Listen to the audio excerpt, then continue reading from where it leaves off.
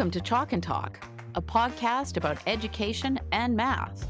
I'm Anna Stokke, a math professor and your host.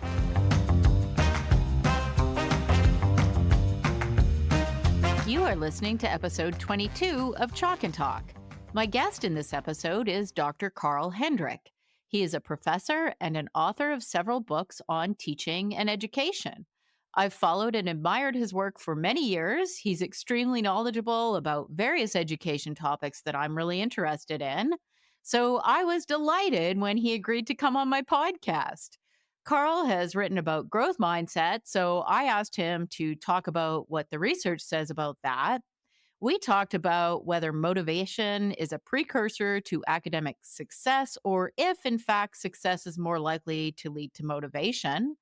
We talked about whether engagement is a valid measure of learning and whether it's possible to teach generic skills like critical thinking. I asked Carl how we might define the science of learning and to discuss teaching methods that are in line with the science of learning.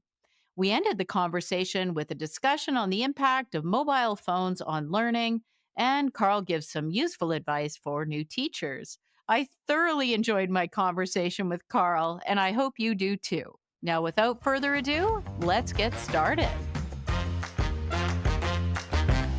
I am very pleased to introduce Dr. Carl Hendrick today, and he is joining me from London, England.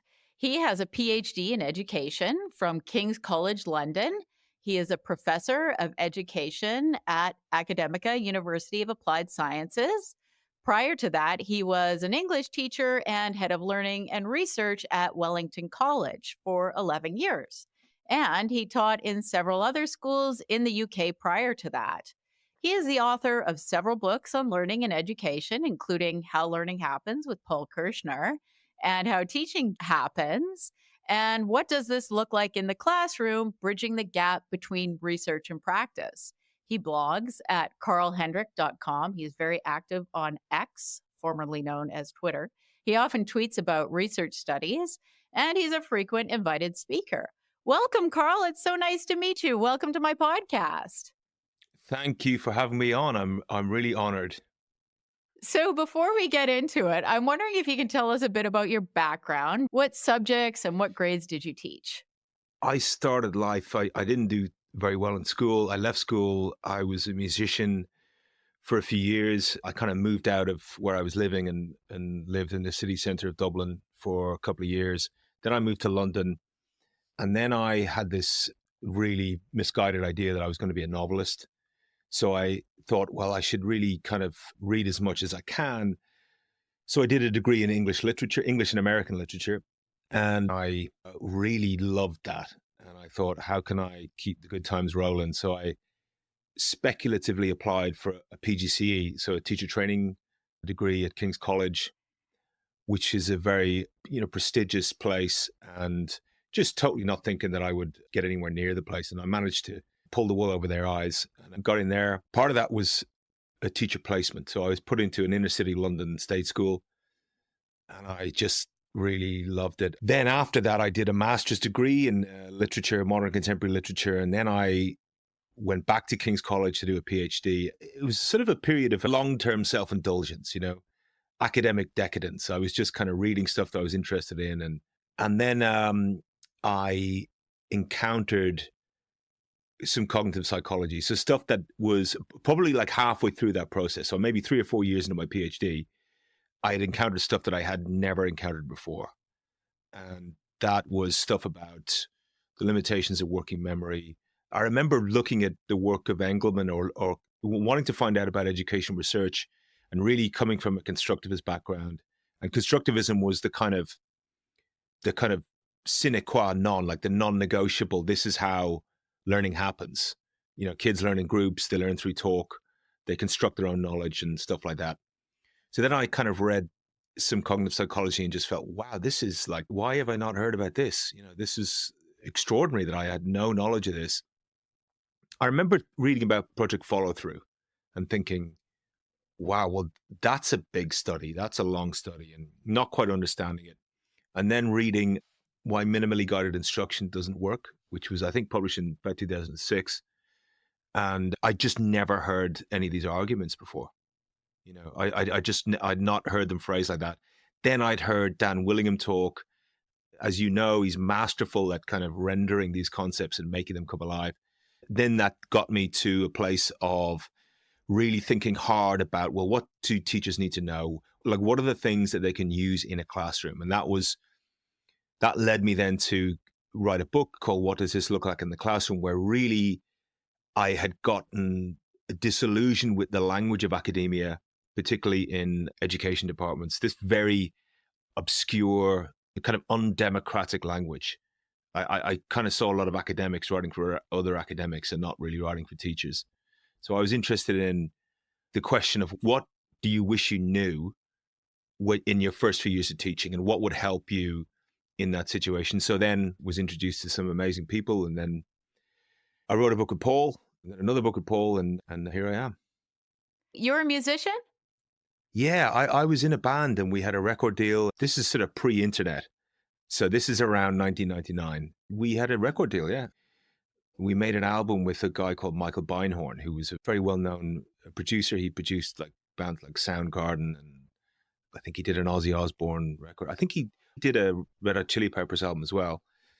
We were just not really good enough, but we had gotten our foot in the door, and we toured a lot, and we played with some big bands, and then we got dropped quite rightly by the record label, and then that's when I moved to London.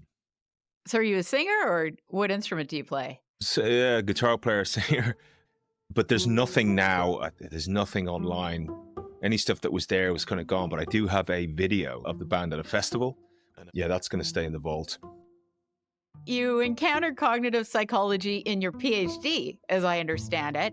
So you didn't encounter it as a teacher. So you hadn't heard of it when you're teaching, or throughout your education degree, is what we call it here. Is that right? That's exactly right. For my PGC, I had this really great tutor, King's College, and then she was my PhD supervisor as well. And she's just a wonderful, brilliant person. And I used to, all the meetings that we would just come and talk about books or music or stuff like that. And she's just a wonderful, wonderful person. But we kind of had, as time went on, I think I would say we had different views about learning. The stuff that I remember was obviously Vygotsky, was pretty constructivist in nature, and it was kind of politically inflected as well, I think, which I wasn't really that interested in. I was just interested in, how kids learn, how do people learn things, and what are the conditions under which you could create the best conditions for that to happen and flourish. I was working in an inner city state school. Behavior was challenging, and I was sort of realizing that a lot of the things in the air were not really effective. There was things that were effective that were they weren't encouraged. So lesson observations were usually, if you had inspectors in or whatever, you'd kind of pull this secret lesson out of the drawer, this kind of Cirque du Soleil, all singing, all dancing, kids running across the room to kind of pinning stuff on the walls and all that kind of stuff. And then your day-to-day, to get the kids through the exam or get them to know stuff, you'd use explicit instruction, and you test them a lot, and you'd get them to think about stuff. So all of those came into sharp focus. And then I think in the last couple of years, what I'm really interested in is just, you have this incredible tradition of research from laboratory conditions about cognitive architecture. And we're really kind of, in many ways, we're at the frontier of getting that to work in a classroom, because as Tom Perry's review from 2 years ago showed, when you really get down to like, how does this stuff work? Like, what are the most evidence things we have? They're probably the testing effect, retrieval practice, stuff like that. The studies that are in, ecologically valid conditions in real classrooms, there's not that much of it. So that's the kind of the focus that I'm interested in, and that's, I think, a challenge worth working towards. You mentioned project follow through, and I was amazed when I heard about project follow through as well. It's something I haven't talked on the podcast yet, and I probably could have a whole episode on it. But I'm wondering if you mind just sort of telling us a little bit about project follow through. We don't have to get into all the details, but just sort of the gist of it so that the listeners know what we're talking about. So it's a study that was done in the 60s where there was a series of different pedagogical approaches tested. And one of them was Engelman's direct instruction. So direct instruction, as you know, there's a kind of the capital DI and the lower DI, the kind of Rosenshine variety. And the thing that's interesting about this study is that it has a massive sample size and it's over a long period of time. So it's quite a longitudinal study. They measured a whole range of things. So what was really, I think, kind of significant about this study was that the students did best in terms of academic attainment through direct explicit instruction. And, you'd probably expect that. But they also scored higher on things like affect, well-being, self-efficacy, stuff like that, which is really kind of interesting because one of the criticisms of, say, what we might call more traditional approaches is that it's just focused on passing an exam. So that study, I mean, there has been criticisms of it in terms of its methodology, but it remains to this day the biggest study we have on teaching. And it kind of stands in contrast with a lot of studies that are, very kind of short term. And yeah, it's an interesting one. And again, something you don't hear a lot about. No, you don't hear a lot about it. And I mean, it's surprising. 'Cause as you say, I think it was the largest educational study ever done. My guess is the reason we don't hear a lot about it is because some people don't like the results. That, in fact, direct instruction came out ahead of other methods. Like there was something like inquiry based instruction, and there was something like, Yeah. a feel good curriculum. It sort of goes to this idea that there's broadly kind of two visions of how learning happens. And the first one is that, and this is what Rich Mayer calls the dominant view of learning, which is that kids learn through discovering things for themselves. And then the corollary of that is that if you accept that first premise, then it follows on that the teacher should facilitate that process. And the way to do that is through minimally guided instruction. As Piaget said, every time a teacher teaches a student something, they deprive them of learning that thing for themselves, which sounds, really nice, but it's a ridiculous assertion. And we're probably maybe taking that out of context, but for whatever reason, particularly in Western education, this idea that to tell or explain things to students is a bad idea. It's just a belief that is so pervasive, even to the point where it was taken as read when I started teaching 15 years ago that the less the teacher was talking in the classroom, the better. And this was seen as a sign of good practice to not explain things, to let them discover them for themselves. And even like in the general public, you'll find these kind of misconceptions. But you would never apply that to other areas of learning, such as learning to drive. You can't imagine stepping into a car and the instructor saying, okay, I'm not going to tell you, you're just going to figure this out for yourself. My theory on this is that the kind of TED Talk culture in the last 15, 20 years has really sent that into orbit.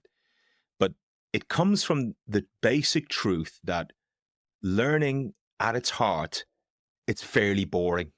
We're talking about the limitations of working memory, how information is processed and stored and accessed. So you have that kind of truth about things. And then you have this other, this kind of sexy view of learning that's like, that you see obviously on TED Talks and other fields. And that just travels a lot better. That is just much more appealing to the general public. And it's this this idea that there's one causal vector for learning. And it's growth mindset, it's grit, it's this, that, or the other. And the dullness, the banality of learning, the actual basics, rudimentary of cognitive architecture, it doesn't travel as well. You mentioned growth mindset, and that's something I haven't talked about yet. And it's something I hear a lot about. And you actually have written about this. So you wrote an article called The Growth Mindset Problem. The subtitle is A Generation of School Children is Being Exhorted to Believe in Their Brain's Elasticity. Does it really help them learn? So I'd like to talk about this. So first, can you just tell us what is growth mindset? And how is it usually implemented in schools? It emerges really in the 1980s with Carl Dweck, and essentially it's about one's belief about intelligence. The original idea was that there's kind of two beliefs. One is an entity theorist and one is an incremental theorist. In other words, a fixed and a growth mindset. And if you have a fixed mindset, you believe that intelligence is fixed and that you're either smart or you're not smart, and there's not much you can do about it. And if that's the case, then why should you kind of, make any efforts? An incremental theorist or someone with a growth mindset believes that effort and failure are necessary steps along the way to success. And really, intelligence is something that you can acquire, something that you can achieve. Now, I would say I've been reading about this for a long time, and I was lucky enough to meet Carol Dweck and to spend some time with her. And I think she's to be admired. I think she's a serious kind of scientist. When she published her work, there was some initial really interesting findings, and she was criticized for it heavily, and she answered those critics in a fairly comprehensive way. So I think, to simply say, oh, this is a myth or this, that, and the other, I think is not really fair. However, my view on it is that it's not so much an intervention as a philosophy. And the idea that you can change your intelligence through effort is a laudable idea. And it's one that kind of, I think all educators should have. Otherwise, why would we do what we do? If you thought that you couldn't affect intelligence, I think where the problem arises is that it's not a pedagogy. It's not a thing. You're trying to motivate people or change their beliefs. There have been some studies like this. There's a short intervention. One of the more promising ones was, I think it's a 25-minute online intervention, and you see small effects with that. But in general, to kind of summarize the literature, it's quite mixed. And you often see varying results. There's been a number of quite large studies, one here in the UK about 5 or 6 years ago. You see null effect a lot and no statistical significance. So I think it's a kind of a nice philosophy to have. The question really is one of time. If we have time with students, what should we be using that time to do? Like, if a student is not good at maths, then they need probably more instruction on maths. They need more practice. They don't really need to be in a room talking about the plasticity of the brain. Or as a general rule, I think if you ever see the phrase rewiring your brain in terms of education, we should be suspicious of that. Everything sort of rewires your brain. So it's kind of true, but in a kind of superficial sense. It's an important addition to the broader literature on motivation. But again, I think the jury's very much out on a growth mindset. But again, it's work that should be taken seriously at the same time. It's interesting because I think in math, it's actually quite common that people will say, oh, I'm just not good at math. I actually asked Willingham on my podcast about how much of this is genetic. And he said people usually agree at this point, it's around 25%. So there's absolutely a genetic component. Like, some people are always going to be better at some things than others. Yeah. I think people probably can all learn math to like a certain level.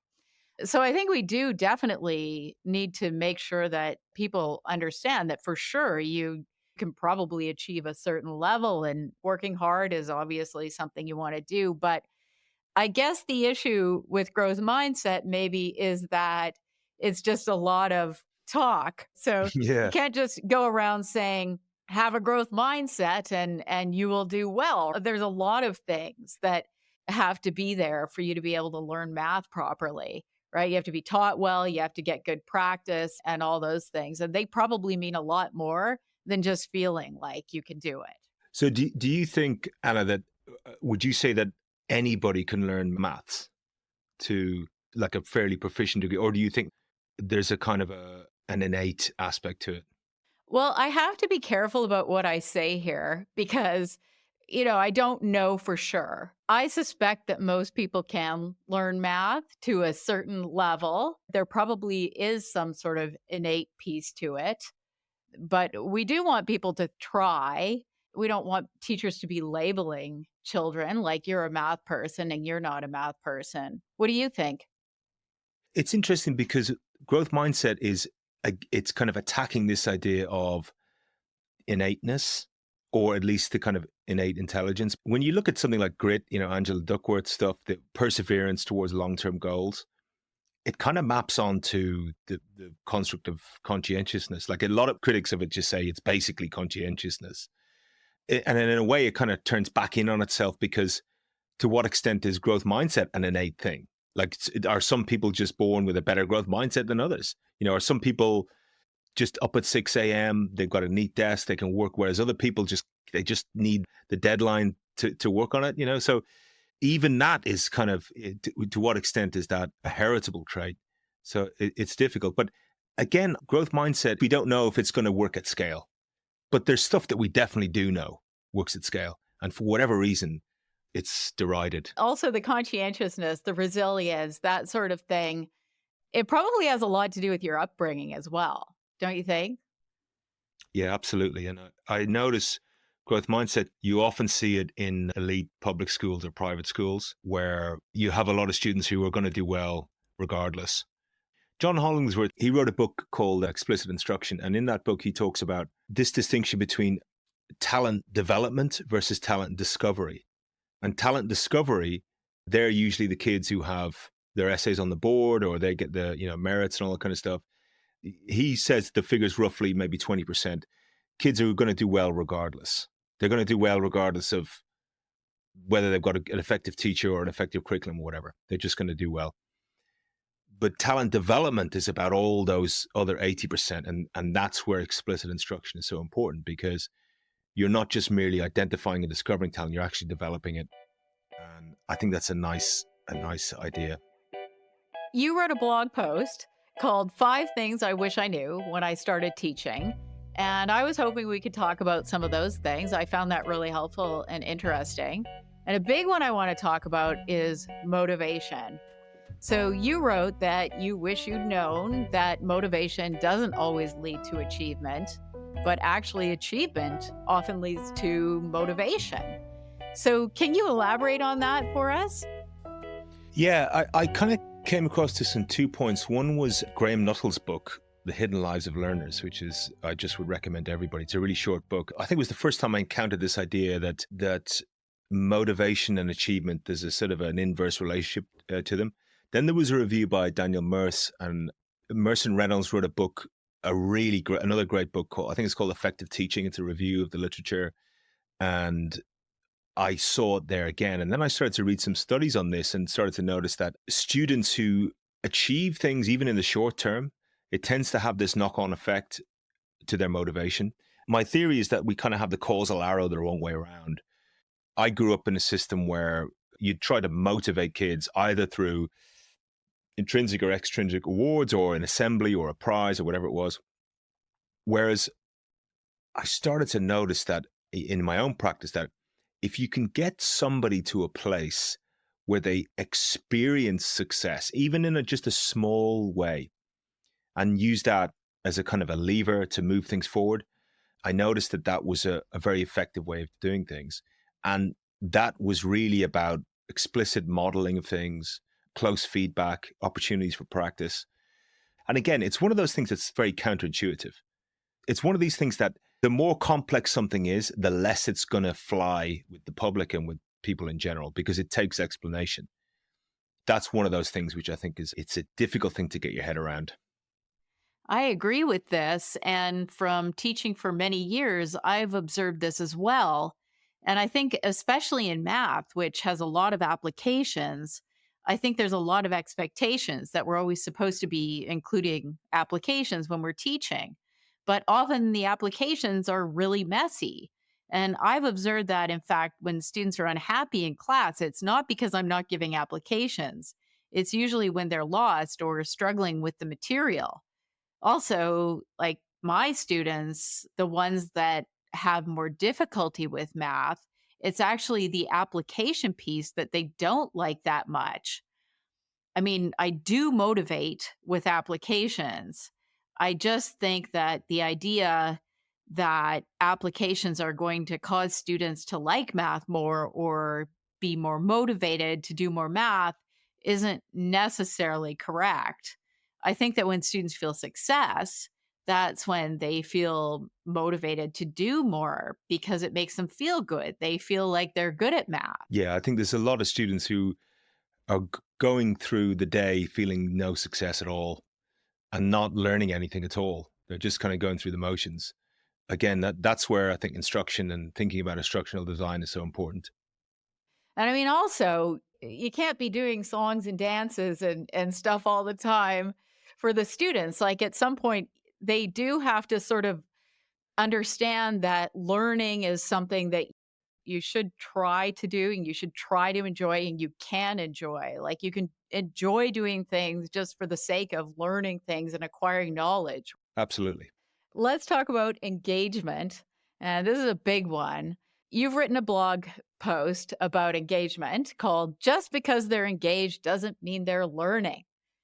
I've also seen you write busy classrooms are not thinking classrooms. I don't know if you were referring to the building thinking classrooms that's sort of popular in Canada here, but anyway. So, can you discuss this? What do you think about engagement? So Rob Coe, who is brilliant, I think it was his inaugural speech, maybe like I want to say 10 years ago. He had this one slide. He was talking about lesson observations and why it's so difficult and the problems with lesson observations. And this slide was titled Poor Proxies for Learning. And the second bullet point in that slide was engagement. Kids are busy and so on and so forth. Again, it was another one of those things where I was confronted with something that was instinctively felt wrong. But I started to have this idea that all of this stuff is about circumventing our own biases and that we're so prone to get things wrong. I think Michael Shermer has this phrase, believe in things that don't need to be believed in to be true. So I looked into this a bit more and I thought, well, that can't be right. You know, engagement is the first thing you need to learn anything. I started to kind of think about it more deeply and notice that, yeah, there's a lot of superficial stuff going on in classrooms, including my own at the time. I was kind of like caught in this idea of this relevance fallacy that everything needs to be relevant to the students. I can remember in my first year or two teaching someone, I was teaching Hamlet and someone, and like having an outside expert come in and say, you know, have you ever thought about using hip hop or like Eminem, get them to rewrite the words, which was just a terrible idea. I mean, so that idea about engagement, I think it's a very kind of misleading idea. But again, that idea is just so pervasive. It's so attractive. The idea that if you do a lesson where the kids are running around and they're really engaged, they're doing stuff that's really fascinating, that somehow they're going to learn things. This is especially true of technology. I was noticing that students were like making PowerPoints or, you know, they were spending an hour on this PowerPoint presentation. And at the end of it, they'd learned very little about the content, but they had learned how to kind of embed GIFs or whatever into their PowerPoints. It's something to be very wary of, especially if someone tells you that that is their measure of the effectiveness of their program, because we actually need people to learn. And that's the important part. And it's not that hard to measure whether someone's actually learned math, for example. Yeah. So why would someone measure engagement? Like, why would that be their measure? I mean, they could maybe say that's one of their measures, but the main measure should really always be, did they actually learn the content? So let's talk about general skills. So you mentioned that you wish you'd known when you first started teaching that there is no such thing as developing a general skill. And you wrote an article called Why Schools Should Not Teach General Critical Thinking Skills. The idea is that we're often told that we need to develop 21st century skills or critical thinking skills, and that these general problem solving skills would then be applied to various domains. So, what's wrong with that idea? When I wrote that article a few years ago, I think the title was something about generic skills. And then the editor, when it came out, that was the title. And I got a lot of flack for that. I think that it really comes from the body of work on expertise. And that work really shows that expertise is largely domain specific.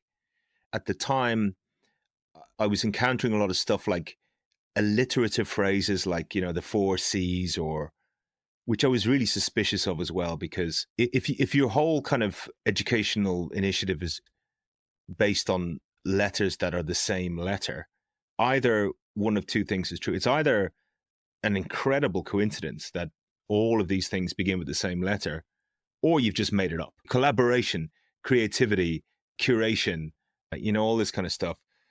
There was also, I think it's Prensky's idea about digital natives, the idea that in an age of technology, curation and all creativity, these are more important than actually knowledge.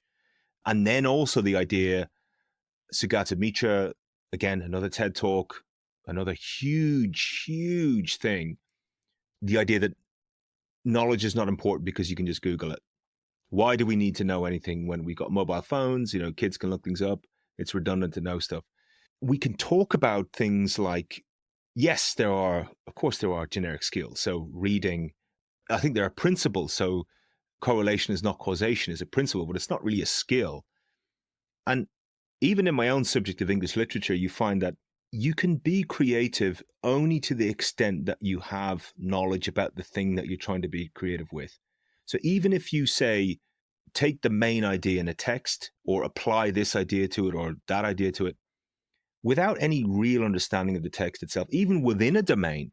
So let's say the domain of English literature, if I'm teaching Othello or if I'm studying Othello, I can talk about that. But if it was another play, those generic skills, they're of no use to me because I have nothing to sort of work with. That's another kind of quite counterintuitive idea, but yet you just see this over and over and over again. Let's not focus on knowledge. Let's focus on kind of generic skills, creativity, curation, and so on and so forth. It's a very kind of unsophisticated appraisal of how learning happens and what we should do about it. So when people say that, when they say, let's focus on teaching critical thinking skills, like what exactly do they have in mind? I guess in the humanities, it often looks like taking knowledge and applying it to sort of create something new or something that's original. So it comes from saying, okay, so we can look for the central ideas or central themes in something. In terms of maths and science, I'm not quite sure, but I guess in science, there's general scientific principles at work, methods of induction, and so on and so forth. But like creativity, we don't even know what that is, really. It's a very, very slippery concept to define and to kind of nail down, and even in a domain-specific way. So what is creativity within astrophysics? What is creativity within punk music? What is creativity? It's all so kind of different. And I guess in a broad sense, you can say it's the blending of existing knowledges into something that's new or original. But even that kind of falls apart. That's something that we're seeing AI do now with disastrous consequences. Even like if you look at a lot of great artists and musicians, like almost all of it is based on a really deep and rich knowledge of the domain they're working in. If you listen to the Beatles songs, they've got this encyclopedic knowledge of not just 50s rock and roll, but classical music, the blues, and that's what they're drawing on to be creative. Creativity is really important. I spent many years of my life trying to be creative, and more than anything, I'm obsessed with literature and music. But I think to teach it, I think in that way is misguided.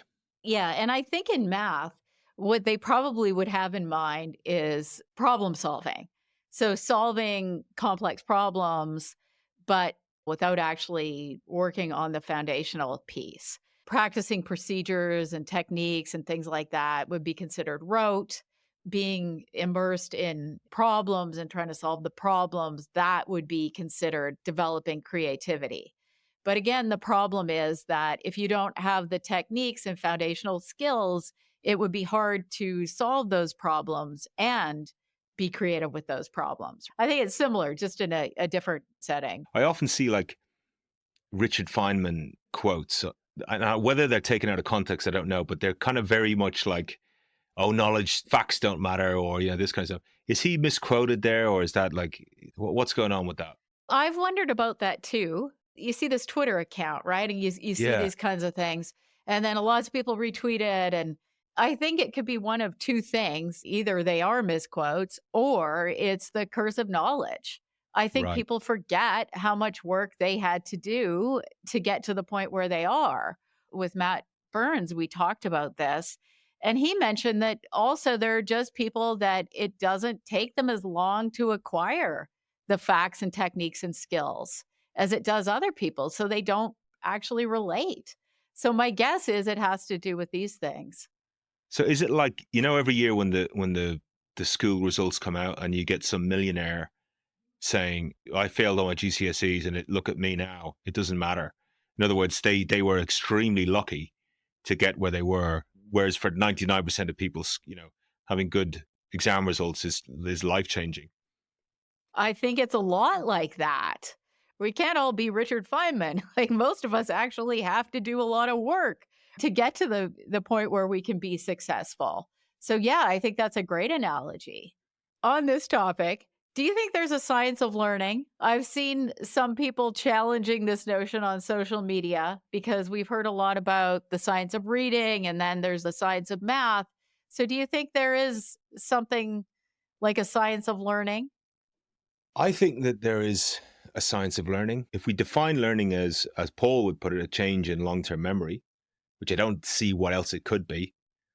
The only thing I would add to that would be a relatively permanent change in long-term memory. And if we take that as our starting point, then there's absolutely things that we can measure. And what do we mean by a science? Well, hypotheses that are testable, that are falsifiable. And, we've known since the 1950s with George Miller that working memory is limited. We know that long-term memory is, as far as we know, huge, relatively infinite, and that the interrelationship between those two things is hugely important. And also, when we get down to it, we're really talking about information processing. How does the brain, not the mind, the brain process information, encode it, store it, and then retrieve it? That's just the starting point. Now, I think there's absolutely such thing as a science of learning. Lots of these things have been tested and replicated. Where I think there's a problem is I don't think there's such thing as a science of teaching. So trying to apply those principles is the challenge, I think. But those discoveries that we've had, maybe in the last kind of 60 years, you have behaviorism in the first part of the 20th century. That was the only game in town, really up until the 50s or 60s, despite the fact that you had figures like Piaget. I think Frederick Bartlett's really important in the 1930s with his schema theory. But from the kind of 1960s onwards, it's called the cognitive revolution, but you have this massive shift, you have this massive change. And I think that there can be very little debate about those things. We often get criticized, those of us who are interested in this, for saying, well, learning's about so much more than that. And of course it is. But this is just kind of one kind of foundation to base things on. And if you're not basing it on evidence, then what are you basing it on? So I definitely think there's a science of learning. And the challenge therein is really to think about the application of that. And that might take a long time, I think. Okay, so let me make sure I'm understanding this. So, the science of learning, if we could define it. So, first of all, we have a definition of learning as a change in long term memory and using the scientific method to measure how that could be done. Does that sound right? Right. Yeah. What would be some effective ways to teach that would be in line with the science of learning? Okay. Number one, we understand new stuff through old stuff. In other words, we understand new knowledge through what we already have within our brains.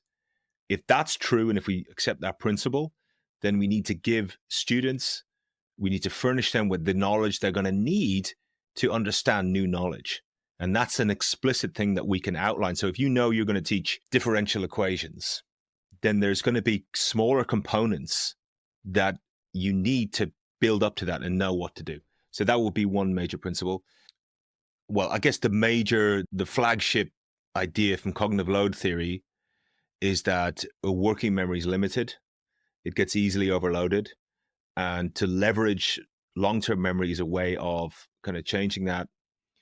I think, thirdly, memories are a really slippery thing. And when we retrieve stuff, we're constantly re-encoding it. We're constantly changing it. It doesn't work like a tape recorder. It doesn't work like a computer where you dredge it up and it's still there as it was. It exists in relation to other knowledge. So how we use it, how we retrieve it is really important. Then I would say the steps needed towards a desired outcome often look very different than the desired outcome. So we wrote in our book, independent learning is a bad way to become an independent learner. To take a sporting analogy, you don't win a trophy by saying, we're going to win a trophy.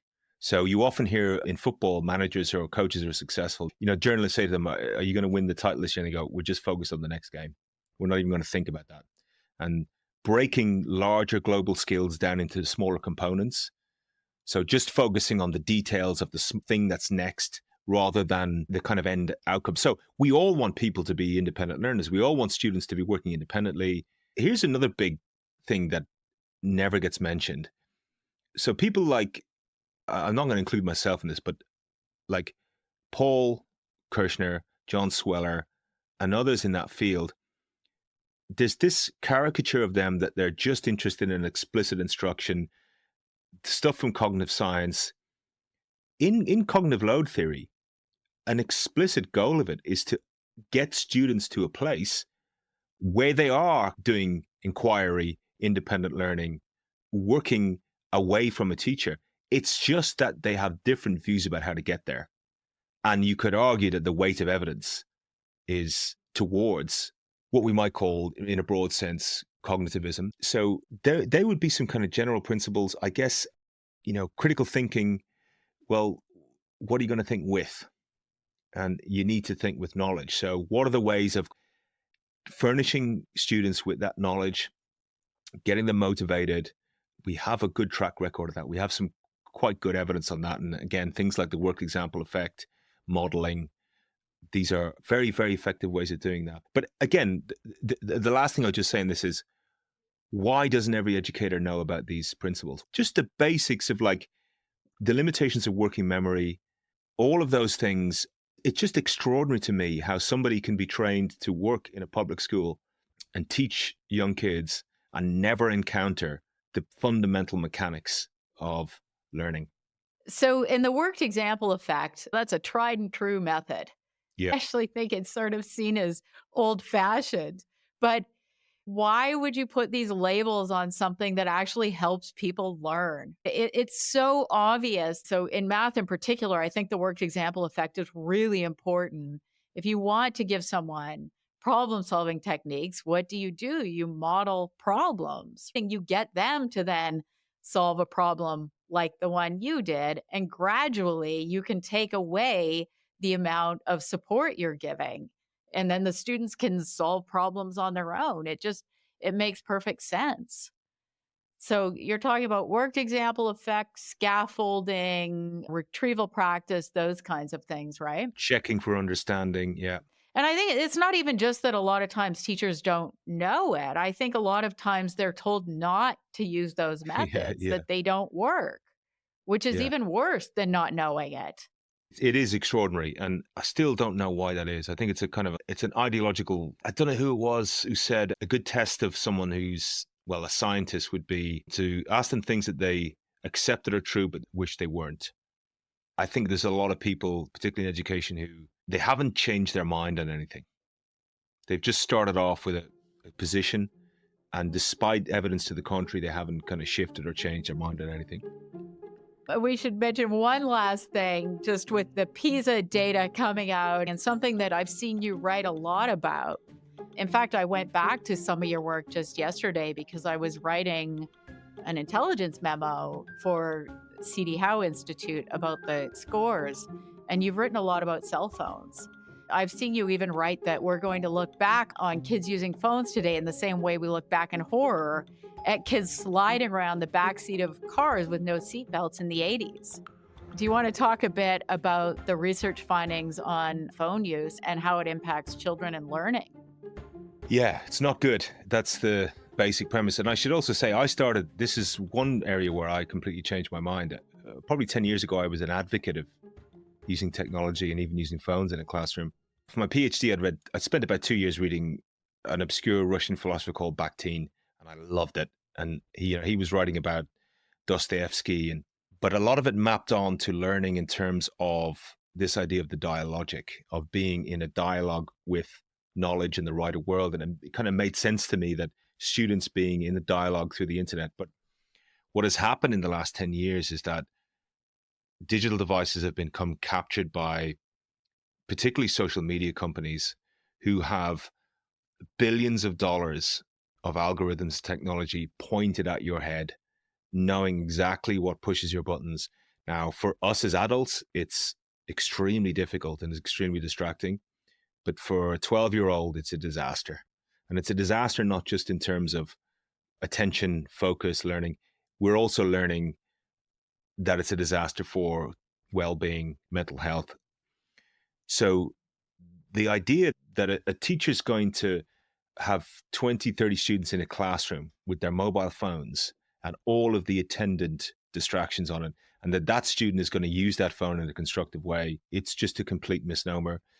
I mean, there's some extraordinary evidence. Like there was one study showed that a phone that's even turned off on a desk, so even if the phone is turned off when it's on a desk, can be a distracting influence. One of the most replicated studies are, and a question you often hear is like, what's better in a lecture, note taking or taking notes on a laptop? Note taking almost always wins out there.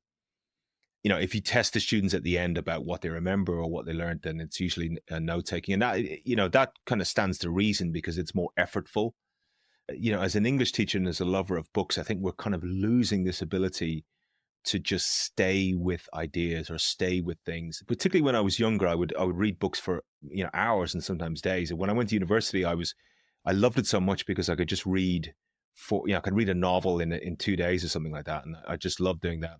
And I feel like we're losing that kind of ability to focus in that way.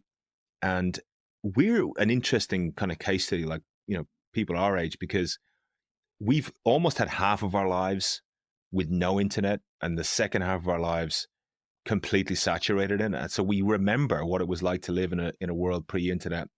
Mark Zuckerberg 15 years ago was talking about how social media was going to bring the world together and it was going to create this kind of utopian ideal. And exactly the opposite has happened, really. You can see how social media has been a disaster for us on so many fronts. But for learning, at its heart, it's about drilling down and thinking hard and bringing to bear stuff that you have already and kind of laser like just zooming in on one thing. And phones are the complete antithesis of that.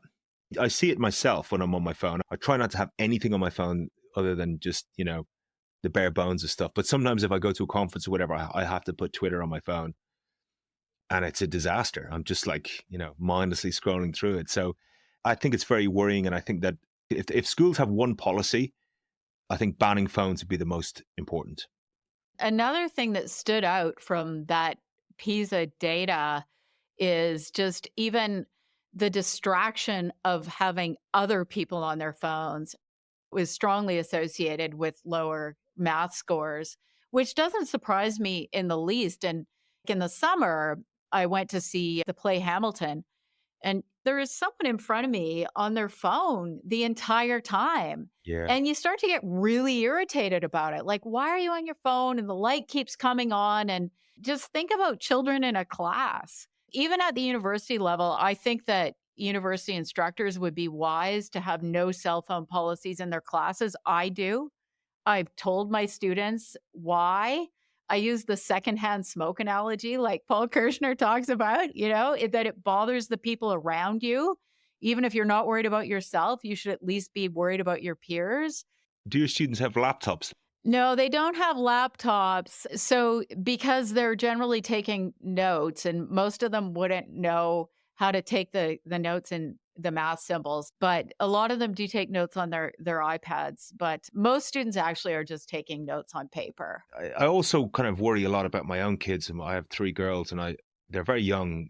Like I see kids now who are 7, 8 with mobile phones, cell phones, and I just think to myself, like, what possible reason can an 8-year-old have to need to have a mobile phone?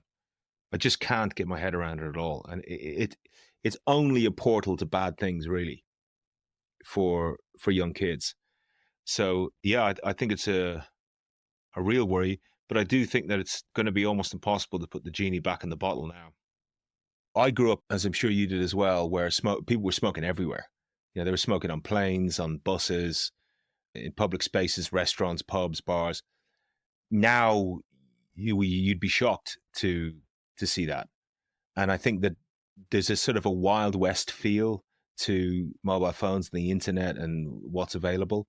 And so I think there might be some accord either internationally where there'll be some kind of agreement with particularly social media companies where they'll have to kind of step up in terms of their responsibility. And we may see some international legislation for things like age restrictions on TikTok and things like that. I mean, TikTok is it's a disaster for anybody who's trying to do rarefied things, whether that be maths or philosophy or history or whatever it is, because it encourages this incredibly superficial engagement with things.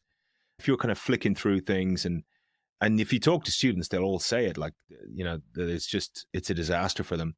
How are you meant to go back to reading a novel or solving a problem or whatever it is after you're doing that? So I think it's a real issue, but Jonathan Haidt has done some really good work on this with Jean Twenge.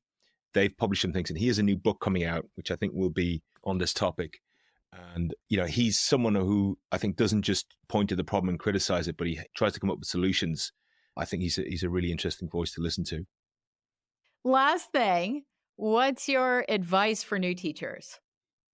Think about the things that will really make an impact. So there's lots of things that are probably going to give you marginal gains, but then there are things that will really have an impact. Probably one of those is the behavior in the room, the climate of the room, as Tom would say. Whatever you've got to do to get a hold of that and to create the conditions under which students could learn, where they don't feel intimidated by you or by other pupils who are misbehaving or whatever that might be. Then I think model what it means to love your subject. I think that's a kind of fluffier way of sneaking in explicit instruction by the back door.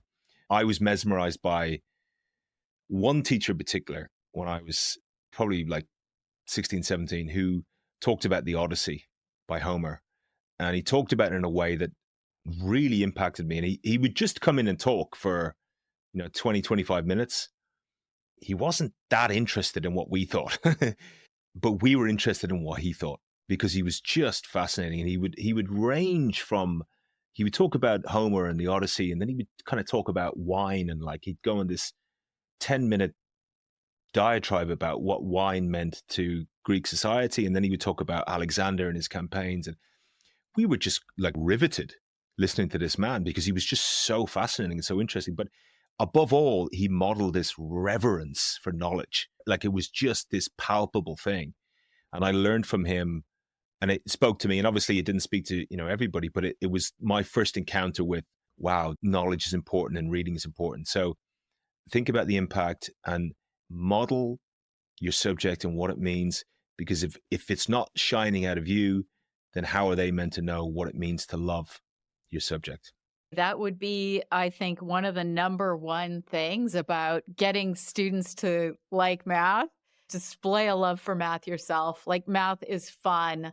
You can just have tons of fun doing it and just try to be passionate about what you're teaching. I completely agree. I always like ask maths teachers about that because with literature and philosophy, a way in is to kind of talk to things that affect all people, such as mortality, life, death, love, so on and so forth, characters. You can kind of get into it that way. It was much later in my life when, I just wasn't very good at maths as younger, and I kind of got away from it. And then later on, I realized it's just another language, that it's a beautifully elegant and sometimes very beautiful language that I just didn't know. And it made me think differently about it. And I thought, I wish I had kind of paid attention when I was younger. But in terms of like modeling that passion for things, like what kind of things do you use? Well, the thing that I love about math is that it's really logical. I like logical arguments. And it's interesting because people sometimes say about me, oh, you just want children to memorize math. Really, there's not that much to memorize in math. Like, I want kids to memorize their times tables. That's not a big deal. Maybe a few other things and lots of practice, but there's not that much to memorize in math, and that's one of the wonderful things about it. If you're taking biology, you may have a thick stack of index cards and you've got to memorize all these terms. In math, everything's just really logical and every step follows logically from the last step. And it can be like solving puzzles. So that's what I love about it. And I just try to display how much I enjoy it and that it can be fun to do math. And usually students are happy with that. As long as they're getting good instruction, and I emphasize that they have to get a lot of practice and, I'm displaying enthusiasm for the subject, it usually goes really well. So I'm sorry you didn't like math. No, but it wasn't until I was older that I really, there were certain concepts like regression to the mean, and where I was applying it to different things and thinking, oh God, that's such a clever kind of way of looking at a phenomenon. It was something that it's something that I've worked on the last few years with statistical analysis, and I'm much more interested in it now. But I think John Sweller, he talked about, because a lot of the stuff in the field of cognitive psychology is obviously done in maths and science. I think it was maybe literature. He described it as an ill-defined domain. And so one of the questions with a lot of cognitive science is, does it work, or is it appropriate even to a field like literature or the humanities, which I think is particularly when there's so much ambiguity there. So I think that's another thing that I'm quite interested in. It has been absolutely wonderful talking to you today, and I want to thank you so much. I've been a huge fan of your work. I want to thank you so much for coming on the podcast today, and I understand we're going to meet each other in Toronto. Yeah, I can't wait to go there. I'm looking forward to it. And I'm such a fan of this podcast. I listen to it all the time. I'm constantly listening to it, like when I'm, trying to get my daughters off to sleep or whatever. So it's a real honor to be asked on. Oh, well, I'm honored that you've been listening. So thank you so much. More in just a moment. If you are interested in the science of learning and would like to learn more, consider attending Research Ed Canada, which will take place in Toronto, May 3rd through 4th of 2024. I know I have a lot of American listeners. Toronto is a beautiful city, and we would welcome you there. I will give a presentation there, as will many other guests I've had on the podcast, including Carl Hendrick, Amanda Vanderhayden, Dan Willingham, Tom Bennett, and others. I will include a link to the conference website in the show notes. As always, we've included a resource page for this episode that has links to articles on growth mindset, cell phones, and other topics discussed in the episode. And I'll include a link to that in the show notes as well. I've got another great episode coming out on January 26th. If you enjoy this podcast, please consider showing your support by leaving a 5-star review on Spotify or Apple Podcasts. Chalk and Talk is produced by me, Anna Stokke. Transcript and resource page by Jasmine Boisclair. Social media images by Nicole Melem Gutierrez. Subscribe on your favorite podcast app to get new episodes delivered as they become available. You can follow me on X for notifications or check out my website, annastokke.com, for more information. This podcast received funding through a University of Winnipeg Knowledge Mobilization and Community Impact Grant funded through the Anthony Swady Knowledge Impact Fund.